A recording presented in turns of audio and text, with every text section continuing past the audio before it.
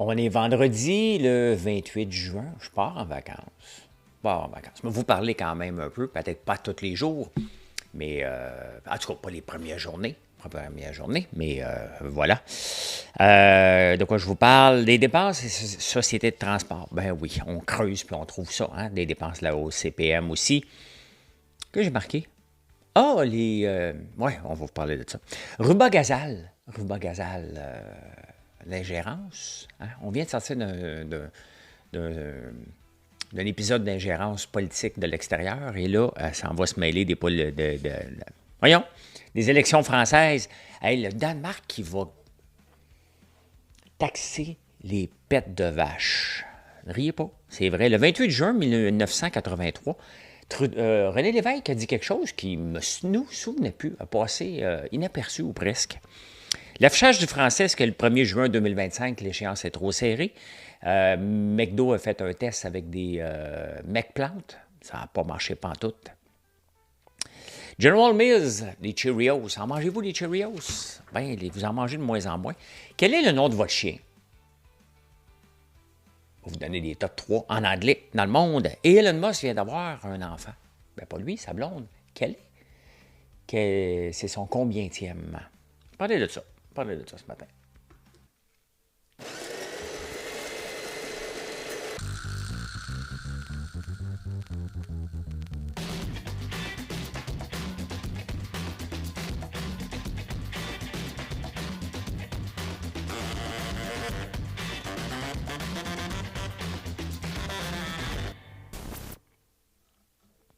Je pense que sur Instagram, j'écoute trop de gens qui me découragent, mais qui me font rire en même temps. Des pseudo-influenceurs. Là. Puis vous essayez de deviner de qui je parle. Je vais vous donner quand même un nom ce matin. Les experts en coaching. Je ne sais pas pourquoi que ça me pop d'en face là, dernièrement. Pourtant, il y a seulement 12 abonnés. Hein? J'en fais pas partie. Là. C'est complètement loufoque, les conseils de coaching qui sont là. Il y a un des coachs qui est là-dedans. Quand tu vas voir son pedigree, il dit que il a déjà embauché plus de 300 personnes dans sa carrière. Hey, quand tu as un centre d'appel comme moi, là, c'était 10 000 par année qu'on embauchait. On ne les gardait pas, ça avait été le fun. Là. Donc, il m'a multiplié ça pendant combien d'années j'ai eu le centre d'appel? De 2003 à 2016. J'ai vendu une partie en 2012. Ça commence à en faire pas mal d'employés. Là. C'est juste ça qui donne une qualification. C'est pathétique. C'est pathétique. Ces gens-là. Faites attention. Donnez pas une scène à ça. Hein. Luc Poirier aussi en a parlé parce que ça pop de partout. Hein. Ils se sont comme recyclés et ils parlent de leur chiffre d'affaires. Moi, est-ce que je vous parle de mon chiffre d'affaires? Vous êtes capable de le deviner un petit peu là, par rapport à la grosseur de l'entreprise que j'ai, par rapport à... Mais je ne dis pas, oh, je fais plus de 1 million par année. Oui, je fais plus d'1 million par année de revenus. C'est bien évident, la grosseur de l'entreprise que j'ai. Mais c'est important. Est-ce que je sers bien mes clients? Est-ce que vous en avez pour votre argent? C'est ça qu'il faut regarder. Là. C'est les accomplissements à la fin. Pas ce que toi, tu en retires, Simonac. Tu sais? Moi, si vous n'êtes pas content, là, mon chiffre d'affaires va dégringoler. Là.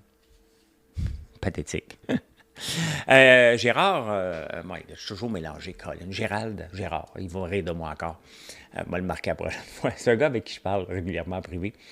Il m'a envoyé quelque chose d'un podcast qu'il écoutait avec le président, le fondateur de Starbucks, hein? Mr. Schultz, et qui représente exactement ma philosophie que je vous parle régulièrement. T'sais. La plupart des produits, j'ai des idées. Marilyn a des idées. Il y a d'autres gens dans l'entreprise qui ont des idées aussi, mais sont tellement pris dans la production qu'ils ont moins le temps de penser à des nouveaux produits. Mais le président de Starbucks a dit exactement la même chose que moi. La plupart des produits, hein, c'est pas juste moi, c'est vous. C'est les clients qui me demandent Hey, tu ferais-tu ça? Bon, ça allume. En tant qu'entrepreneur, on est toujours à la recherche de nouveaux produits, de nouvelles façons. Et ce que vous nous amenez comme eau au moulin, bien, ça fait aller notre créativité pour trouver de nouveaux produits. Puis en même temps, ben, tu sais, je veux m'assurer de ne rien gaspiller. Hein, quand Quand on fait de l'huile de soya, ou l'huile de tournesol, ou l'huile de lin, bien, il reste des résidus qu'on appelle le tourteau. Bon, bien, le tourteau, il faut que je le valorise. Donc, on fait des extraits avec ça. On enlève l'huile, on garde le tourteau, on fait soit des savons tourteau ou savon exfoliant au tourteau de tournesol. Le soya, on fait des extraits pour les cosmétiques. Donc, c'est comme ça que je pense. Et l'ail noir, bon, on avait la pleure, puis il y a quelqu'un qui me dit, tu devrais faire tel produit, c'est beaucoup utilisé. Je ne le croyais pas, j'ai fait des recherches. Et là, je suis en train de tester un vinaigre à l'ail noir avec les pleurs d'ail noir qu'on fait infuser dans le vinaigre et qu'on broie et qu'on laisse infuser pour en faire un vinaigre à l'ail noir. Qu'est-ce qu'on fait avec un vinaigre à l'ail noir? La même place qu'on utiliserait un vinaigre, bon, on peut l'utiliser soit pour déglacer, soit pour aromatiser, soit pour faire une vinaigrette. Donc, comme ça, on ne gaspille rien. En ne gaspillant rien, ça me permet de maintenir des bons prix. Tout simplement, là. Tu sais, si je peux, à chaque étape, valoriser ce qui m'est offert, bien, c'est sûr que ça donne des meilleurs prix à la fin. Hein? Très intéressant, très intéressant. Les clients font partie de la croissance d'une entreprise et de la décroissance aussi, par leur pouvoir d'achat. Ruba Gazal, hein, celle qui va être la co-porte-parole, elle a manqué son coup la première fois de Québec solidaire. Là, elle veut être à nouveau. Et elle est allée stationner oui, peut-être encore là, au métro Mont-Royal pour donner des pamphlets pour dire qui voter en France. Hein? Elle favorise un parti, puis elle dit aux gens, vous devriez voter pour ce parti-là. Il y a beaucoup de Français au Québec qui vont aller voter. Mais sincèrement, tu sais, Québec solidaire, on le voit là encore, je vous parle souvent d'une organisation et des organisations qui n'ont pas de direction, hein, que c'est le free-for-all, puis laissons libre cours. Le temps personnel, hein, c'est ça que Québec solidaire a dit. Il dit, ouais, mais elle fait ça sur son temps personnel. Il n'y a pas de temps personnel quand tu es député. Tu représentes en partie ta job de député. Fait que quand un député, sur son temps personnel, dit à un autre pays, votez pour telle personne, c'est de l'ingérence politique. Et la vérificatrice générale vient de sortir. Au fédéral, puis on essaie de trouver les noms des députés, bien, vous voyez, qui auraient été influencés, mais vous voyez, regardez, Ruba Gazal fait exactement la même chose. Québec solidaire, s'il veut être un vrai parti pragmatique, comme il dit, il va falloir qu'il porte un moment donné et dire, regarde, nous, on ne veut pas ça. Est-ce que vous pensez que François Legault, qu'est-ce que vous diriez si François Legault, il reste parqué, faire la même chose? Ben, c'est la même affaire, là. Il a le droit d'avoir son temps personnel aussi pour dire, votez pour telle affaire. Ça se fait pas. Il l'avait déjà fait pour dire de ne pas voter les libéraux ni NPD dans la dernière élection, puis il s'était fait taper ses doigts. Alors que là, c'est un pays ici. Il ne voulait pas travailler avec Justin Trudeau, il voulait travailler avec quelqu'un d'autre. Ça n'a pas marché, ça a l'air. Hein? Mais c'est ça, un Québec solidaire, c'est ça les partis qu'on ne met pas d'ordre. Ou une entreprise qu'on ne tient pas l'ordre. Bien, il y a des têtes fortes qui s'en vont folles ou fortes, ou un mélange des deux qui s'en vont un petit peu partout. Hein? Et en 2017, le Canada était premier au monde, reconnu premier au monde pour ses investissements dans l'intelligence artificielle. 7 ans plus tard, on est zéro en commercialisation. Hein? Comment on a pu partir? On a mis de l'argent beaucoup sur la table. On a un paquet de brevets. On n'est pas capable de les commercialiser. Vous vous souvenez aussi d'Hydro-Québec avec son moteur roue qu'on avait vendu, je pense que c'était à Tata en Inde. On l'avait donné presque à un moment donné. On est pourri au Québec, au Canada, pour la commercialisation. On a Yoshua Bengio qui a gagné des prix, qui est invité partout pour parler d'intelligence artificielle, puis on le regardait comme ça, puis il nous parlait de ce qui était possible. Il est bon en recherche, mais ça donne quoi quand tu es bon pour rechercher quelque chose et tu n'es pas capable de le commercialiser? Qu'est-ce que ça nous a donné d'investir autant en intelligence artificielle et commercialiser zéro produit?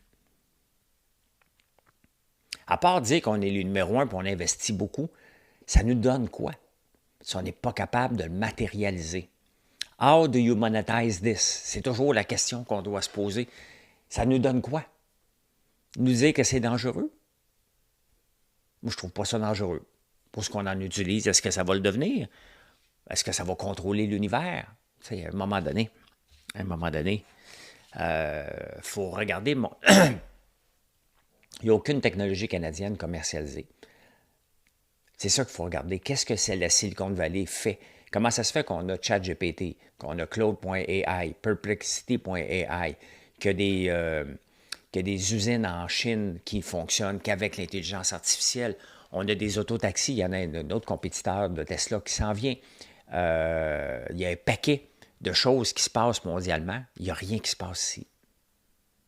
Si vous me dites que je suis juste négatif, je ne suis pas négatif, je suis réaliste, trouvez-moi quelque chose qu'on a matérialisé dans l'intelligence artificielle réellement et qui fait rayonner le Canada ou une entreprise d'ici à la même hauteur que ChatGPT, à la même hauteur que NVIDIA, qui a été capable de commercialiser ses puces. Trouvez-moi quelque chose qui s'en vient comme ça, puis on va en reparler pour le moment.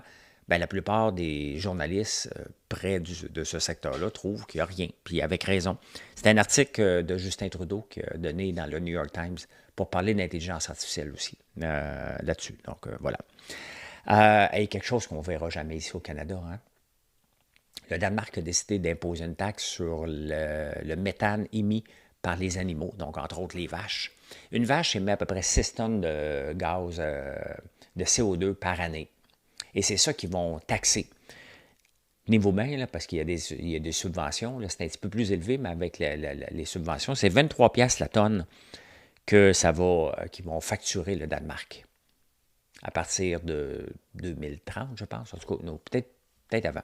J'ai oublié l'année. L'année prochaine, je pense. Plus qu'une vache émet 6 tonnes de CO2 par année. Donc, 23 fois 6, vite fait, 18, 140 piastres par année par vache de taxation. On va-tu voir le nombre de vaches disparaître assez rapidement du Danemark? Hein? C'est énorme. Ça va être un pays riche. C'est énorme. La Nouvelle-Zélande a voulu faire la même chose, mais la Nouvelle-Zélande est le pays qui a le plus de moutons au monde parce que c'est pas juste les vaches. Tous les ruminants font des pets par la façon qu'ils digèrent leur bouffe. Hein? Donc, l'humain n'est pas un ruminant. Ça dépend ce que tu manges. Ça dépend ce que tu manges. Donc, la Nouvelle-Zélande avait essayé de mettre ça, mais le lobby a dit, écoute, on ne peut pas faire ça. Depuis qu'ils ont laissé tomber les quotas, ils sont les plus grands producteurs de lait au monde, les plus grands producteurs de moutons aussi, d'agneaux. Puis, allez voir la grosseur de la Nouvelle-Zélande par rapport au Canada, c'est un petit peu gênant quand tu regardes que ce sont deux de nos ressources. Pas le mouton, il n'y a pas la même culture ici, mais c'est ce qu'on pourrait faire, beaucoup plus. Mais qu'on est supposé être un pays de vaches ici, entre autres. Hein. Rajoute la vache puis le pétrole, on est un méchant pays de producteurs de gaz à effet de serre, mais 23 piastres, 140 piastres par vache, par année. On ne verra pas ça ici, inquiétez-vous pas, là. Hein?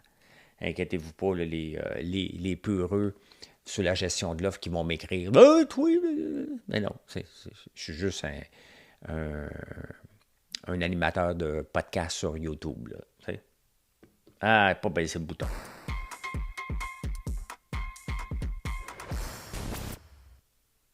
Là, je pèse sur le bon.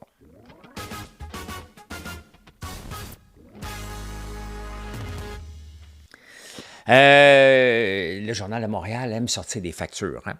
Puis, sincèrement, ça prend quoi pour qu'on enlève l'Office de consultation publique de Montréal? Qu'est-ce que ça prend pour enlever ça de là? C'est des menteries par-dessus menteries par-dessus menteries. Hein? Ils remettent des factures, mais ils disent « Ah, pas pris d'alcool. On n'a pas pris de vin. » Ben non. Il a pris des alcools forts à la place. Bombayer, ça fille. Hein? Il y a aussi les dépenses dans des entreprises. Hein? On met beaucoup, c'est important de reconnaître nos employés, puis c'est important, toutes sortes de trucs pour justifier des dépenses. J'ai toujours été contre la publicité sur le transport en commun. Pourquoi? Parce que ça ne donne rien. C'est pas parce que sur une pancarte d'autobus, tu marques que je devrais prendre l'autobus, que je vais abandonner mon char sur le bord de la rue et je vais le prendre. Hein? C'est pas ça. La seule chose qui va me convaincre de prendre l'autobus, c'est un service et c'est aussi la gratuité. Si on veut que les gens prennent... La meilleure marketing, c'est de le rendre gratuit. Pas juste pour une partie des gens, il faut que tu acceptes que tu congédies beaucoup de gens. Ça, je vais le prendre. Autrement, je marche. Je le prends à l'occasion. Là. Pour aller au centre-ville, c'est plus efficace. Pas parce que j'aime pas y aller en auto au centre-ville, c'est juste que le barricadé Donc, c'est la seule raison. Mais on parle beaucoup de marketing, puis de reconnaissance, puis faire un party pour reconnaître les meilleurs employés. C'est pas nécessaire. Quand tu es cassé, je pense que tu es au bout. Tu sais, il faut que tu envoies la culture et le message à l'entreprise puis aux employés. Regardez, ça va pas bien. Il n'y en aura pas de party cette année. Puis il n'y en aura pas l'année prochaine. Il va falloir travailler ensemble. Parce que les employés ont une réponse à ça aussi. Et c'est pas seulement ça. On achète des bouteilles d'eau. Parce que selon la CSST, l'employeur est responsable de donner de l'eau à leur chauffeur. Et là, sincèrement, il y a quelqu'un qui rit de nous autres en pleine face. Là. Le chauffeur d'autobus en pleine canicule, là, il me semble qu'il est responsable de traîner son eau. Hein? Il s'amène une gourde, une grosse bouteille, puis il conduit. Puis à un moment donné, il a soif. On n'a pas à lui fournir une bouteille dans une bouteille d'eau recyclée avec la carte de la STM là-dessus. Là. Ça, c'est des objets promotionnels qui servent à rien. Ça sert à rien, ça. Mais quand c'est pas ton argent, tu accumules. C'est pas beaucoup. Tu accumules des petits 10 000 100 000 tu utilises un influenceur pour faire la promotion. Puis là, la campagne a fonctionné. C'est non. Tu n'es pas dans la promotion. C'est pas ta job de promouvoir. On va le prendre si on a un service. Et c'est la seule chose que tu dois vanter, là, c'est le service. Seul service, normalement, puis s'il est gratuit, bien là, tu peux le faire. Mais au prix que tu nous charges, puis de l'eau au chauffeur, bien, c'est rire de nous autres un petit peu. Là, je pense que, oublie la CSST, là. CSST, de quoi qu'elle se mêle, là. On doit fournir de l'eau. Le chauffeur doit le savoir que, regarde, il fait chaud, m'a emmené ma bouteille, là. Selon Mme Plante, Valérie de son prénom, hein, il y aurait des bons et des mauvais campements à Montréal. Comment elle définit les bons et les mauvais? Bien, si c'est pour manifester, c'est bon. Donc, tu peux avoir des campements, tu peux saccager des statues, tu peux tout faire. La police ne fera rien parce qu'elle a peur. Les mauvais campements, ce sont les itinérants qui se mettent une tente. Ça, c'est permanent. Donc, ça, c'est pas bon. Bien, ceux qui débarquent depuis McGill depuis 6 semaines ou qui s'en vont dans le Square Victoria, tu sais, les parcs, là, c'est supposé être une propriété publique. Donc, tout le monde peut aller là. La seule raison qu'on a des parcs, c'est pour embellir la ville, avoir des espaces où les Montréalais vont aller s'asseoir. Là, on peut, de moins en moins, tous les parcs sont occupés. Soit par des itinérants, soit par des manifestations. Donc, ça nous sert à quoi d'avoir des parcs si on ne peut pas les utiliser? Pas intéressant d'aller s'asseoir dans les parcs à côté des tentes d'itinérants, là. Bien évident, là. Mais ça, c'est des mauvais campements, il faut les enlever. Parce qu'ils ont une tendance à être permanents. Tu sais, quand tu joues sur les mots, tu ne sais plus quoi faire, là, parce que tu es tellement de gauche que le droit à la manifestation, qui est un droit reconnu, puis c'est bien correct, mais une différence entre manifester et occuper. Là, c'est de l'occupation. Tombé.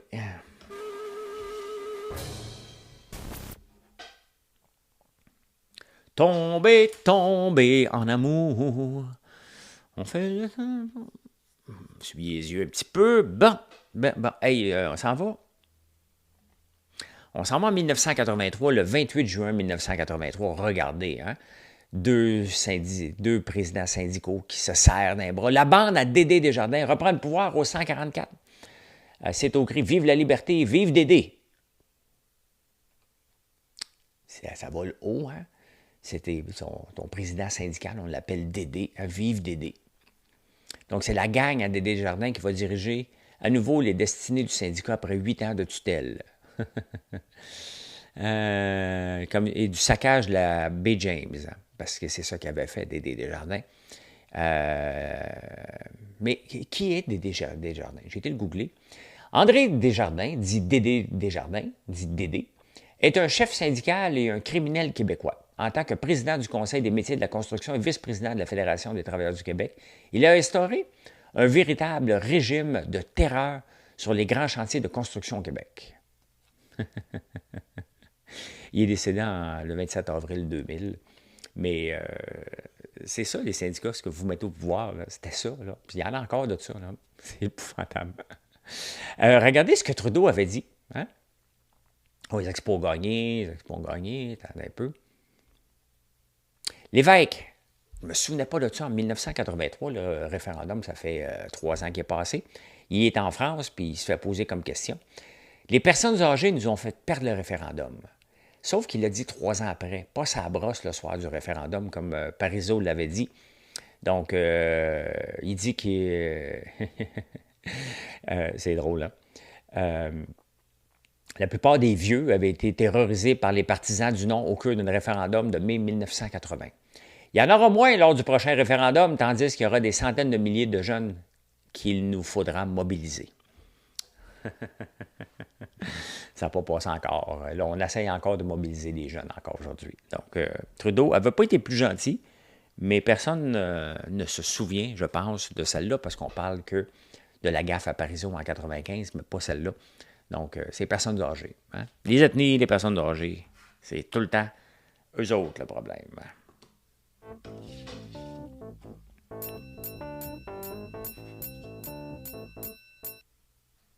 Moi, je suis prêt à voter oui au prochain référendum. Si on monte une équipe, on monte un vrai plan, pas un plan organisé disant que tout va aller bien. Parce que tout ne va pas bien.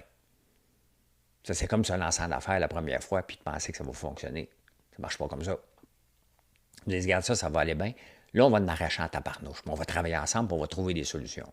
C'est ça qu'on doit dire. Si on me dit ça, je suis prêt à écouter. Mais qui est l'équipe? C'est quand même pas les 4 juniors qui sont là. J'aime beaucoup Pascal Bérubé, mais au point de vue gestion d'un pays, en transition, ce sont tous des juniors. Là. Parle pas de ça ici. Affichage du français le 1er juin 2025. Est-ce que c'est trop court comme délai? Bien, un peu. Parce que là, regarde, on vient d'annoncer ça.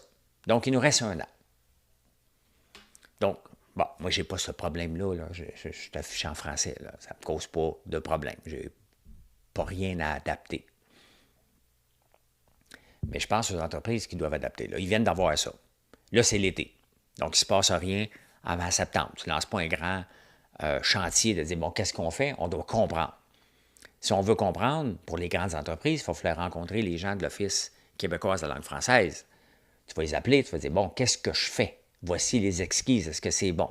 Vous pensez que ces gens-là rendent une décision sur le champ puis qu'ils vont se mouiller? Ils ne se mouilleront jamais. Donc, par le temps qu'ils rendent une décision, si les permis de construction de la ville sont passés de 215 à 540 jours, avant que les experts de l'Office québécois de la langue française rendent un avis pour dire oui, on est d'accord avec ça, ça ne se fera pas sur le coin d'une table au téléphone. Pensez-vous que McDo va régler ça comme ça? Ben non. Il va y avoir un délai parce qu'il va en avoir de plus en plus. Donc, il va y avoir un délai juste là. On arrive, mettons qu'il y a un délai de 6 mois. Donc, par le temps là, que l'été, on commence au mois de septembre, on arrive, on dépose, on pense à quelque chose au mois de septembre, on travaille là-dessus jusqu'au mois de décembre. Alors, on parle de grandes entreprises là, qui sont ici, là, qui doivent revoir. Pensez-vous que les inspecteurs savent tout? Là? On leur garoche un nouveau règlement d'en face. Là. Donc, il faut qu'ils l'apprennent, il faut qu'ils le contrôlent, il faut qu'ils comprennent les virgules pour ne pas se tromper.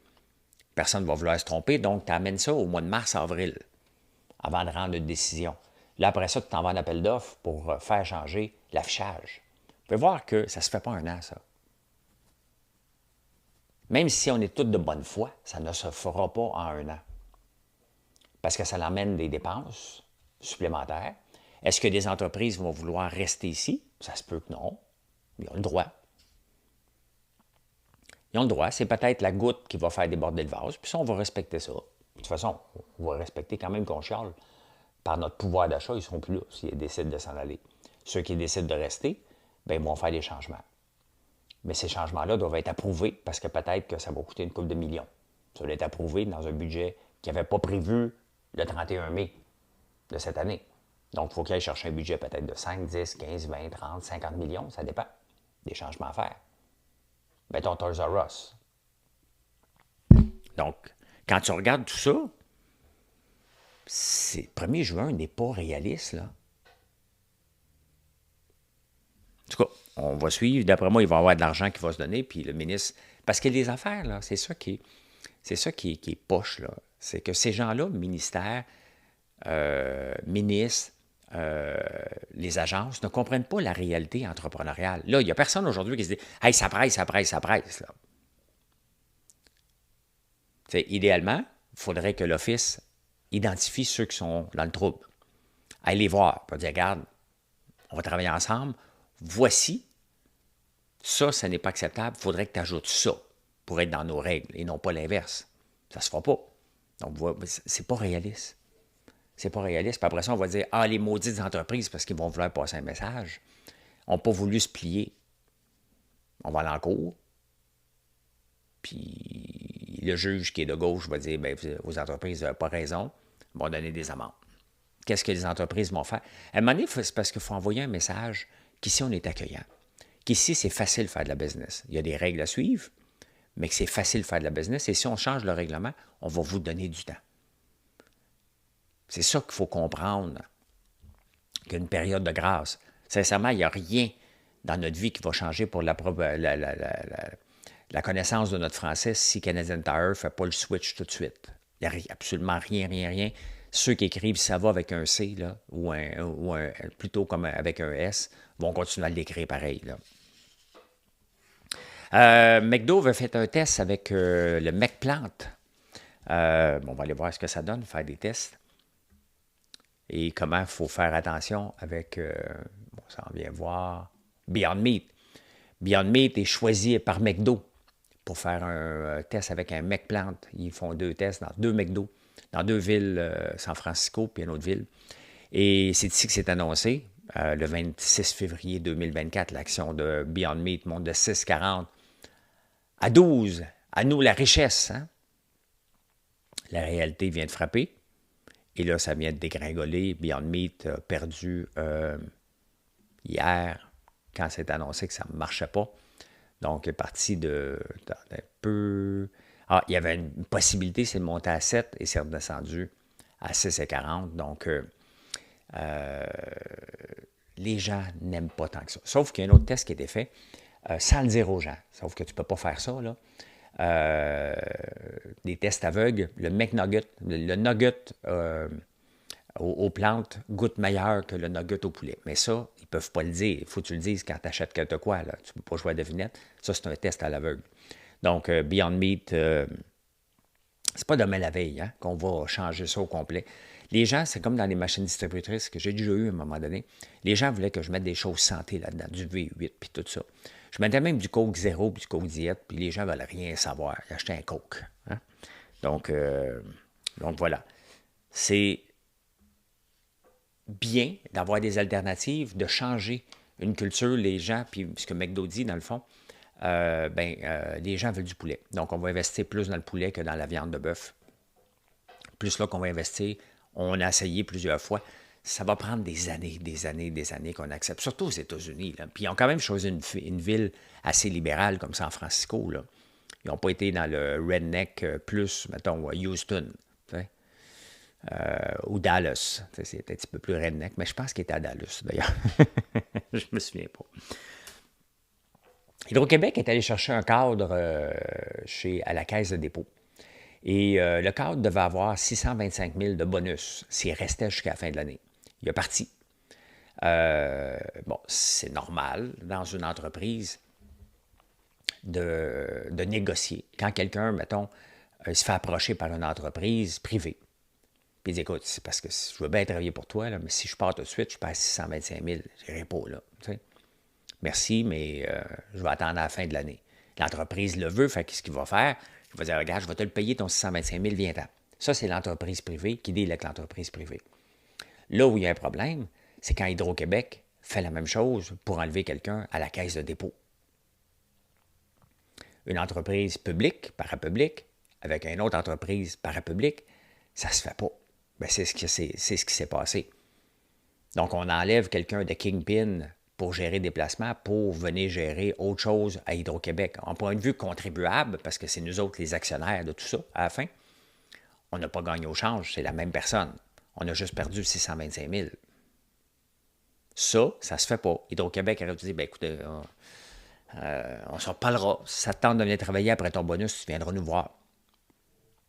On ne peut pas se comporter, même si on dit que ça se fait dans l'entreprise privée, c'est l'entreprise privée. Tu n'es pas une entreprise privée.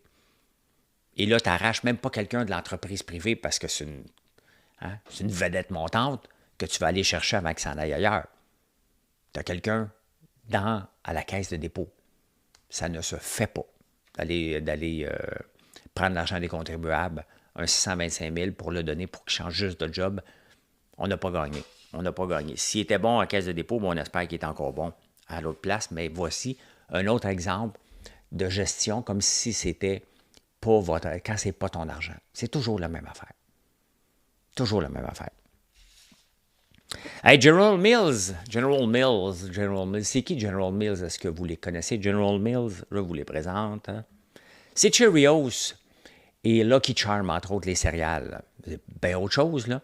Mais ça va pas bien. Les gens mangent de moins en moins de céréales le matin. Et, tu sais, on s'entend, là, Cheerios et Lucky Charms. Entre vous et moi, là, ça devrait presque pas exister. C'est bon goût, c'est le fun. C'est le fun à manger. Mais il n'y a rien de nutritif là-dedans. C'est que du sucre. Puis des carbs. Il n'y a absolument rien. Bien, les gens commencent à s'en rendre compte, surtout avec l'arrivée de Wegovy, de Eli Lilly, de toutes les, bien entendu, Ozempic, toutes les choses pour maigrir. Tu ne sautes pas d'un bol de céréales avec du lait en plus le matin. Bien, c'est exactement ce qui se passe. Donc, dropper, mais regardez la progression, mettons, sur 5 ans de General Mills. Bien, là, ils reviennent à 64. Dernière fois qu'ils ont valu 64, c'était en 2021. Donc, si vous aviez investi en 2021, vous venez de tout perdre. Ça ne va pas monter non plus beaucoup. Mais ce qui est désolant là-dedans, quand même, une compagnie comme ça, comme General Mills doit faire, c'est de trouver des alternatives pour le futur. Mais qu'est-ce qu'ils ont fait?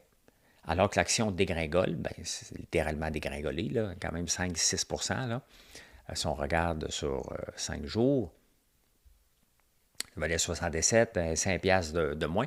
Ils ont rapporté des bons chiffres, au point de vue beaucoup moins de revenus, une diminution de 3 % des revenus, mais le bénéfice était mieux.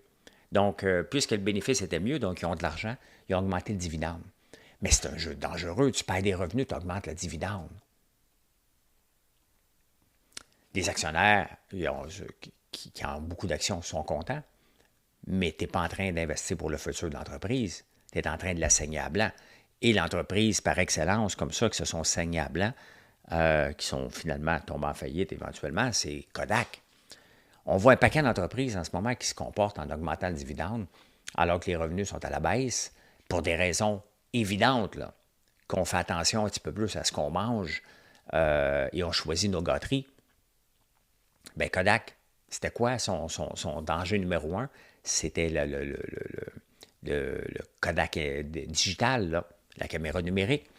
Donc, eux autres n'ont pas fait attention, ils ont augmenté le dividende, ils ont fait exactement la même chose, alors qu'il y avait une menace qui était là qu'ils ne voyaient pas. La menace pour toutes les sucreries qui ne nous servent à rien le matin, surtout le matin, en te levant le matin, la première chose que tu as besoin, c'est des protéines si tu veux manger, là. Le plus possible pour être capable de t'offrir ta journée. Pas des carbs qui vont te donner faim toute la journée, là. Donc, avec la menace qui est Ozempic et Wegovy, une pilule facile pour perdre du poids, qui va t'enlever le goût de manger ces cochonneries-là, bien, tu dois réagir et trouver des nouveaux produits. Dangereux. C'est pas parce que ça a baissé que ça vaut à peine d'investir, là. Je vous le dis tout de suite. Hein? Je suis tombé sur un article vraiment, vraiment, vraiment intéressant des véhicules électriques au Canada. Et j'en parle presque à tous les jours parce que ça fait partie de notre vie. Puis l'article, c'est dans le Globe and Mail. Ils disent, écoute, le marché des autos électriques au Canada, c'est simple, c'est de la corruption et de la collusion.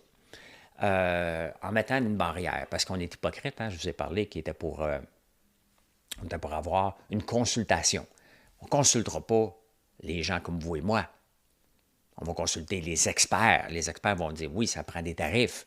Donc, ils vont avoir joué le bon jeu. Ils vont dire, bien, ça vient des experts. Ce n'est pas nous autres qui ont demandé des tarifs, c'est les experts. Mais le client, ce qu'il veut, là, pourquoi il n'y a pas d'adoption de l'auto électrique en ce moment? Les bornes.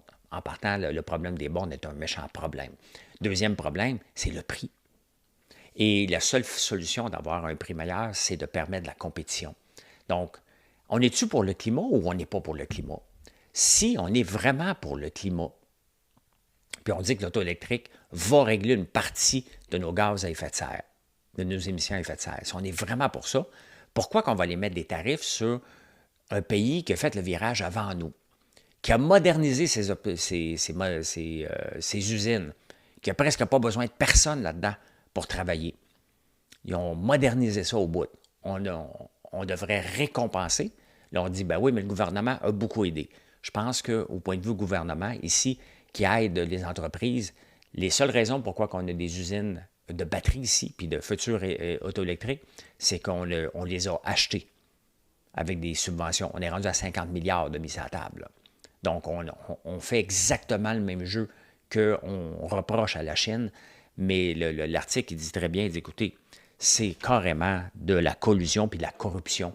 Et c'est les lobbies qui ont gagné au détriment des gens. Puis après ça, bien, le consommateur, lui, déjà, là, il a déjà envoyé sa réponse au gouvernement avec son argent. On n'achètera pas de véhicules électriques à ce prix-là. On ne les achètera pas. Donc, ce n'est pas en mettant des barrières, on ne consultera pas les gens qui veulent des autos à bas prix, tout simplement. Donc, si on n'a pas d'autonomie, il faut avoir autre chose, il faut avoir un bas prix. En ce moment, on n'a ni l'un ni l'autre.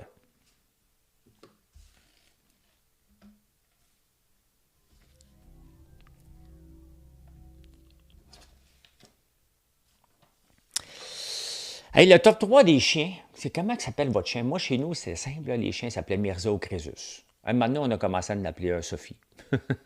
Une chienne. Pourquoi? J'ai aucune idée. Ça a toujours été pas mal Mirza ou Crésus. Riche comme Crésus, on voulait être riche.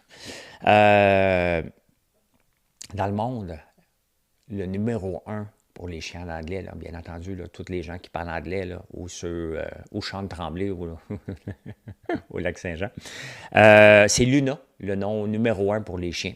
Bella et Milo. Hein? Pas Milou, Milo. C'est les trois chiens. Nous autres ici, ils s'appellent Zouvi, parce que Mathieu, ça doit être un de ses chanteurs ou un chanteur ou une chanson. Hein? Voilà. Moi, mes enfants sont en 2001 et en 2003, puis c'est drôle, dans les journaux ce matin, je tombe sur un article.